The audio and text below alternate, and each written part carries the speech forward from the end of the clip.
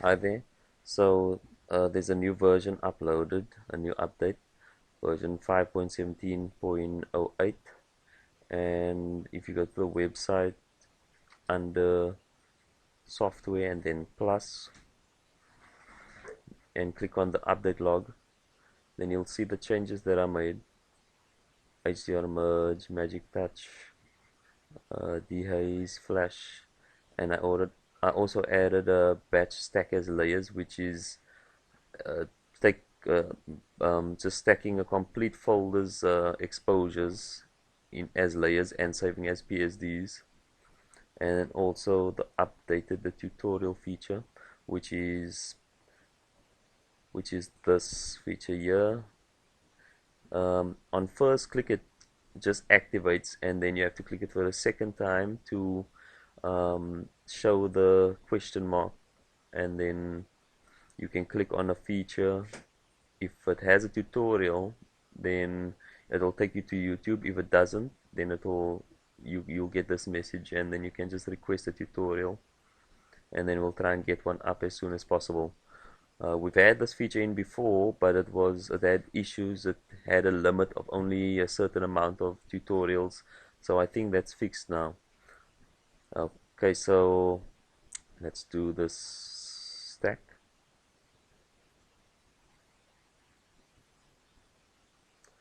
And then magic merge.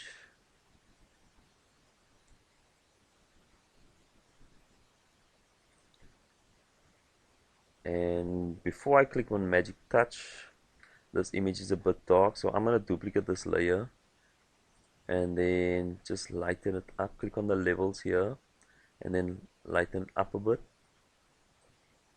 Okay, and now I'm going to click magic touch.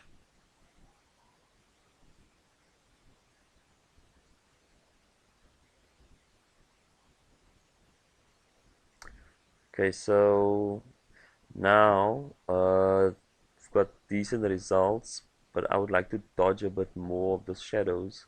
So I'm going to click on this background copy here, choose my dodge tool. I'm just going to leave this, I'm going to leave the range on midtones and exposure on 24%. You can play with the exposure and maybe change it also to shadows and see what works best for you, but I'm just going to leave it at that and just dodge a bit on the ceiling, lighten up some of the shadows here.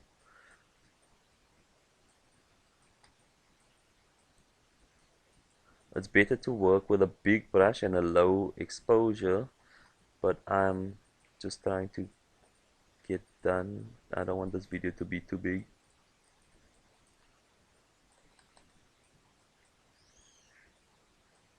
So just targeting different areas of shadow on the image.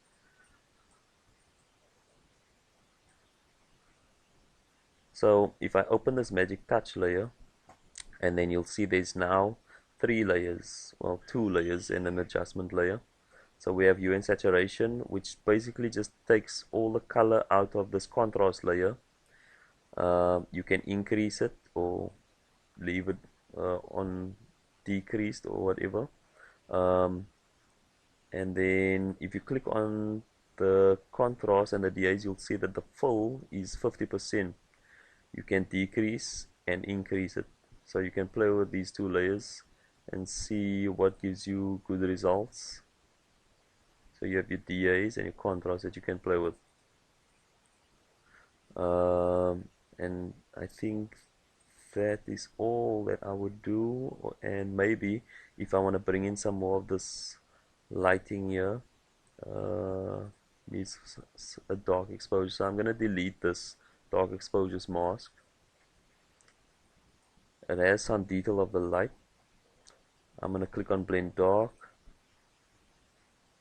and it brings it in, but I'm going to double click on this mask because I need to now play with the feather.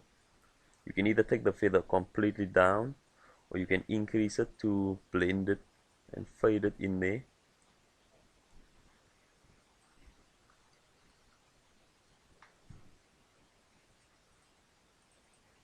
Or if you take it all the way down, and then you can play with the fill or the opacity.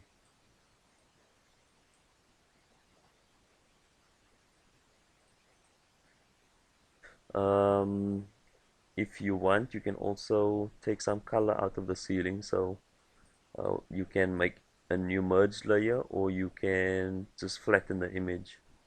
What I will do to take out that color is go to post process tools and click on range mask, click on the ceiling, so hold down shift and just click on different areas on the ceiling, different parts where the color cast is. You can play with the feather as well. Click OK, and now we have a new layer with a mask on it. But don't do anything else, don't click on the mask or anything yet. Click on this icon here for hue and saturation and take down the color all the way down, and then click OK. Now it took out some color from the walls and so on, but I'm gonna Control or Command G to put this in a group, and then I'm going to click on this mask brush here. I'm going to put this on 100% flow, and now I'm just going to brush on the ceiling.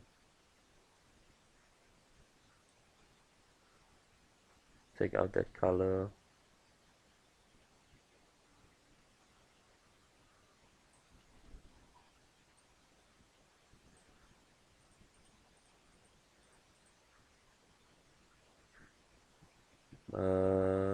Let's see, we can take out of this warmth of this side here as well. I'm going to flatten this. I don't want too much layers. I'm going to do the same thing, range mask. Just hold down shift and keep clicking on this yellow area. Bring up the hue and saturation again. You can click on the hand tool here and then click on the yellow area and just move to the left to take it down, and then OK. Now I took some out of the image here. If you don't want it to affect anywhere else besides the area that you're targeting, then like if I don't want it to affect here on this side, then I'm going to group this again, and I'm going to click on the mask brush again, and I'll just brush on this side here. So now only that side is affected, and flatten. What else is there? Maybe you can open your camera raw and do a few more things. Maybe little shadows and contrast. Maybe some texture to sharpen it a bit. And OK.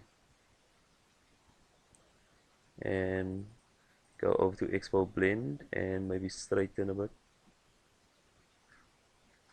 Okay, that's not really straightening much, just stretching it. But yeah, that's basically how you use the new Magic Touch. If you guys have any questions, just let me know. If you need tutor sessions on, it's important also that you know the dimensions of this image that I'm busy with. So the width 6000, height 4000, resolution 300.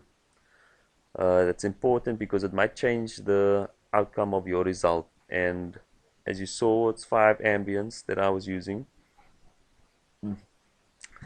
Like maybe you can try like 2 stops apart or 3 stops apart, see what it does. But I think 2 stops or 3 stops should be fine. 5 ambience or 3 ambience should be fine. But play around with it and let me know if you need any help. Cheers guys.